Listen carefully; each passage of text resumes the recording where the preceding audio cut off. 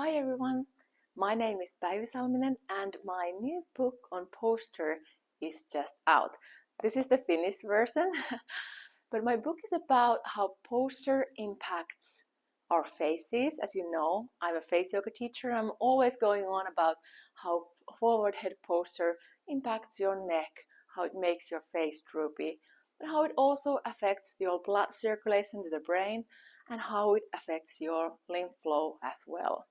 You might notice that you have puffy eyes, but when you fix your posture, suddenly the puffy eyes are gone, just because your lymphatic flow works better.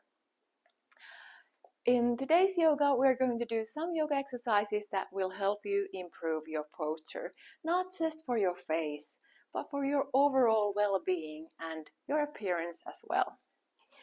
You won't need any other props except for a towel or a blanket that you can roll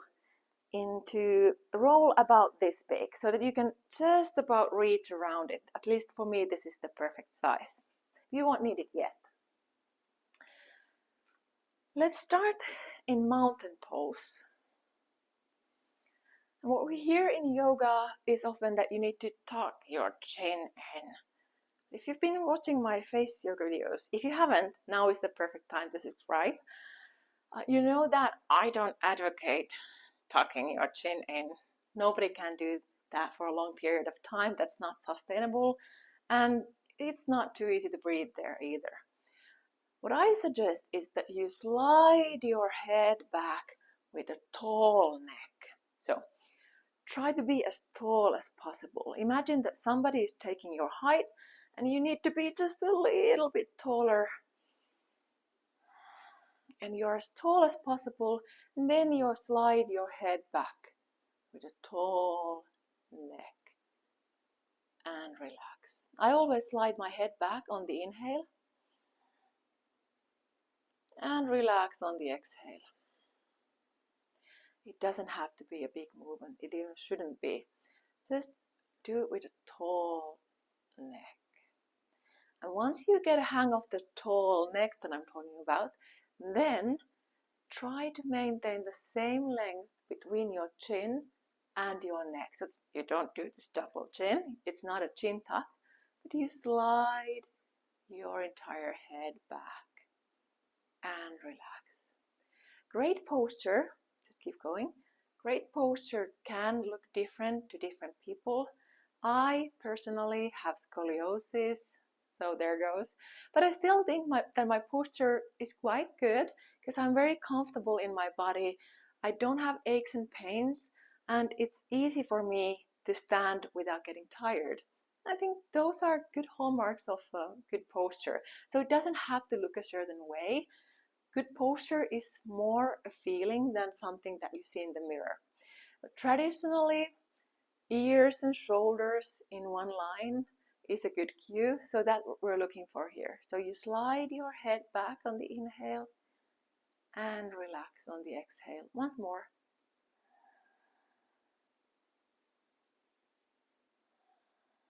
Good.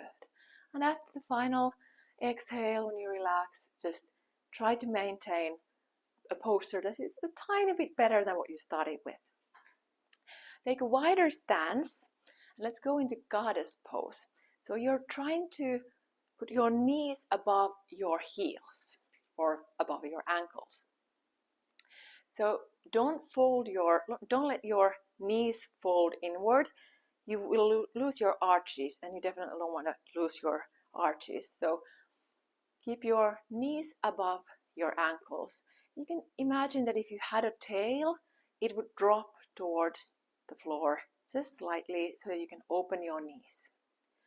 Bring your elbows to the sides as if you're holding a large bowl, and then let your thumbs guide your hands to the side, still keeping your elbows tucked to the sides.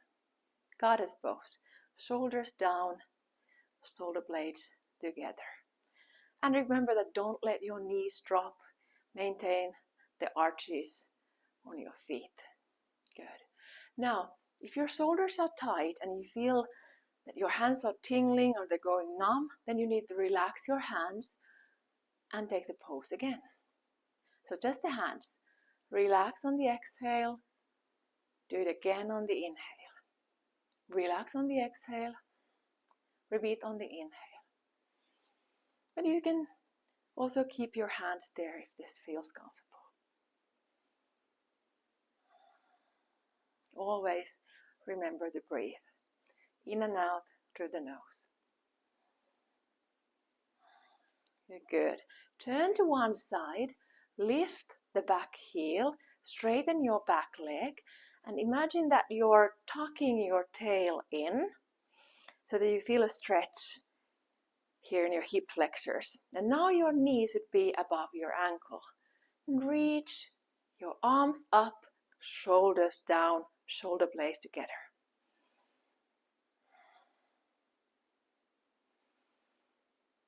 And then on the exhale, bring your elbows down to 90 degrees, cactus arms.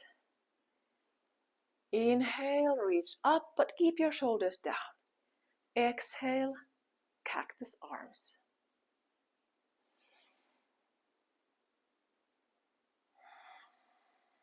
Two more.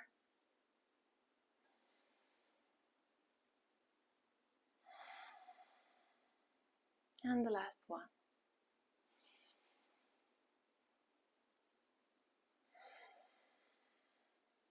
Good.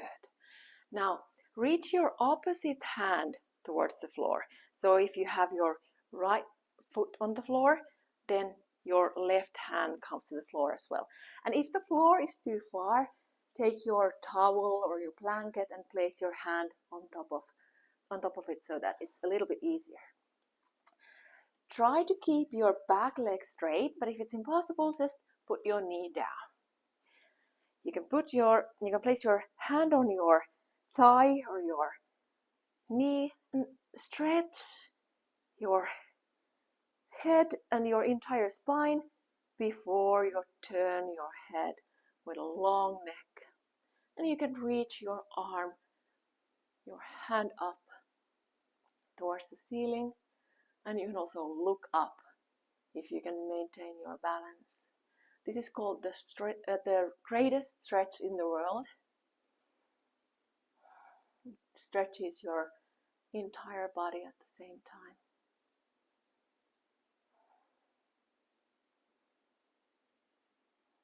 Good. Come back into lunge and turn the other way. So your back heel is up, your back leg is straight, you're stretching the hip flexors, your knee is above the ankle, your hands are up, your shoulders are down. Tuck your tail in so that you can feel the stretch in your hip flexors and straighten the back leg. On the next exhale, bring your arms to 90 degrees, cactus arms. Inhale up, exhale down.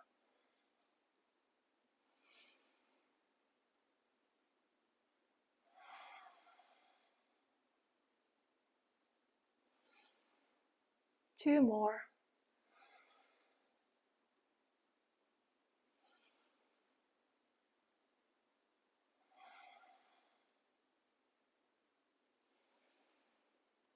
And from there, go into the greatest stretch in the world. So your opposite hand comes to the floor or perhaps above your blanket. You can put the back knee down if you want or keep a straight leg. And then lengthen your neck, lengthen your spine, push your head forward before you turn up and perhaps also reach your hand up.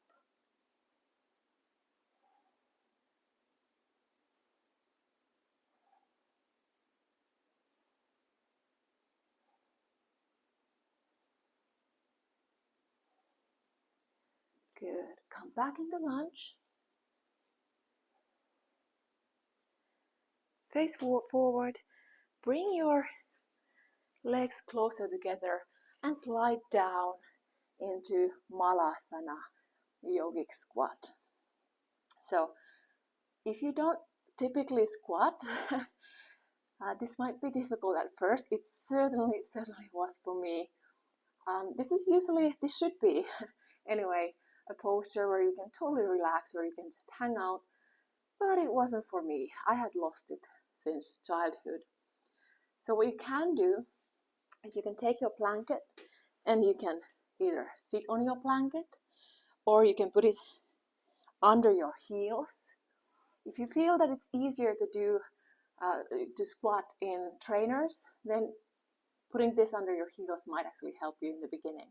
Or you can even make a smaller roll with the blanket and put it behind your knees.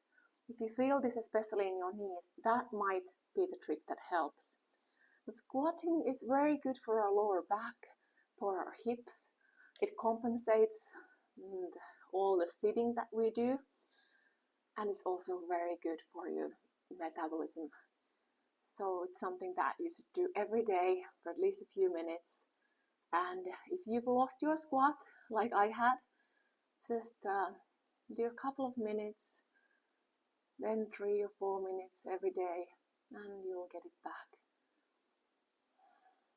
You can bring your hands together into prayer and let your elbows push your knees so that your knees would be in line with your toes.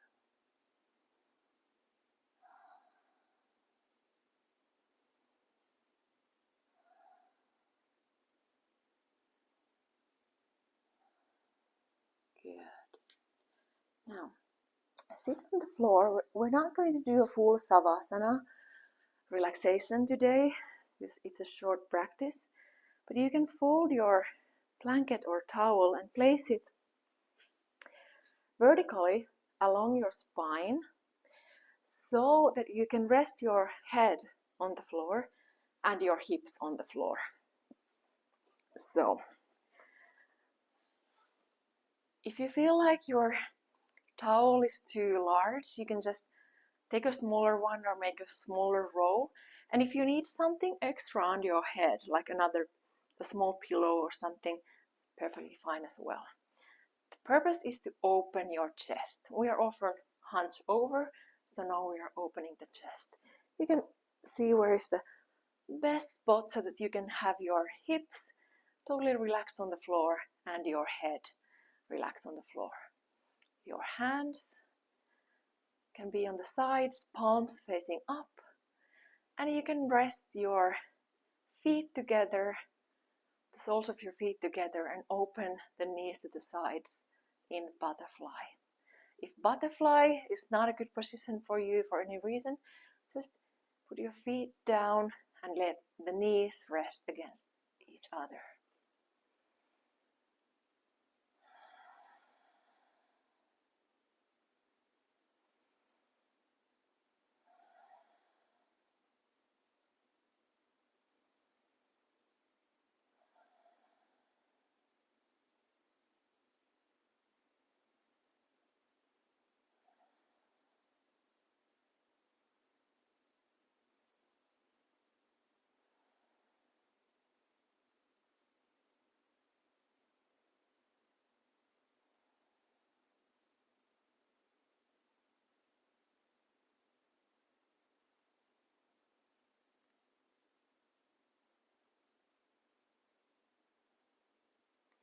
Now, if you're comfortable there and you feel like you want to stay there longer, feel perfectly free to do that. If you want to finish the practice with me, then roll over to one side and come into any seated position that feels good to you right now.